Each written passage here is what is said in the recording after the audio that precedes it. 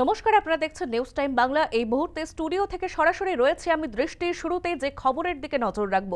দেশে থেকে দেশবিরোধী কাজের অভিযোগ, পাক গুপ্তচর বৃত্তিতে এবার ফের গ্রেফতার। দেশে থেকে দেশবিরোধী কাজের অভিযোগ, উত্তরপ্রদেশের রামপুর থেকে ধৃত যুবক। এটিএস এর জালে এবার শাহজাদ, আইএসআই কে তথ্য তুলে দিত শাহজাদ। আইএসআই এর শীর্ষ কর্তাদের সঙ্গে যোগাযোগ ছিল তার, একাধিকবার পাকিস্তানে গিয়েছিলেন শাহজাদ।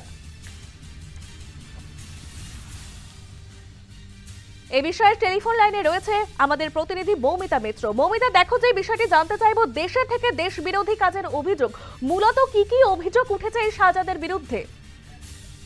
দেখো, একেবারে পাকিস্তানের হয়ে গুপ্তচর বৃত্তির অভিযোগ রয়েছে এবং উত্তরপ্রদেশের রামপুর জেলা থেকে সেই জেলার অর্থাৎ উত্তরপ্রদেশের সন্ত্রাস দমন শাখা তারা এই শাহজাদ নামে ব্যক্তিকে গ্রেফতার করেছে। সেটা মূলত অভিযোগ যে পাকিস্তানের যে গুপ্তচর সংস্থা আইএসআই কে ভারতের জাতীয় নিরাপত্তা সংক্রান্ত বিভিন্ন গোপন তথ্য তিনি তুলে দিতেন। আইএসআই এর শীর্ষ কর্তাদের একাংশের সঙ্গে তার সরাসরি যোগাযোগ ছিল বলেও জানতে পেরেছেন তদন্তকারীরা। গোপন সূত্রে চরবৃত্তির খবর পেয়ে কয়েকদিন ধরেই শাহজাদ নামে এই যুবকের ওপর নজরদারি চালাচ্ছিল উত্তরপ্রদেশ পুলিশ। শনিবার তাকে গ্রেফতার করা হয় একেবারে উত্তরপ্রদেশের রামপুর জেলা থেকে এবং পুলিশ সূত্রে যেমনটা খবর পাওয়া যাচ্ছে যে শাহজাদ তিনি একাধিকবার পাকিস্তানে গিয়েছিলেন।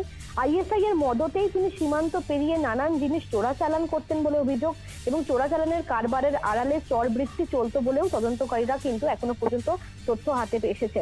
এমনকি সীমান্তের ওপারে আইএসআই এর যে সমস্ত লোকজনরা রয়েছেন তাদেরকে ভারতের সিম তুলে দেওয়া, ভারতের আইএসআই হ্যান্ডলারদের থাকার বন্দোবস্ত করে দেওয়ার মতো অভিযোগও রয়েছে এই শাহজাদের বিরুদ্ধে। খুব স্বাভাবিকভাবেই জ্যোতি মালহোত্রার খবর সামনে আসার পর থেকে একাধিক এই ধরনের যারা ইনফরমাররা রয়েছেন তারা তদন্তকারীদের র্যাডারে রয়েছেন এবং আরো একজন তাকে গ্রেফতার করা হয়েছে উত্তরপ্রদেশের রামপুর জেলা থেকে, শাহজাদ বলে যে ব্যক্তি, এবং সরাসরি বৃত্তির অভিযোগ।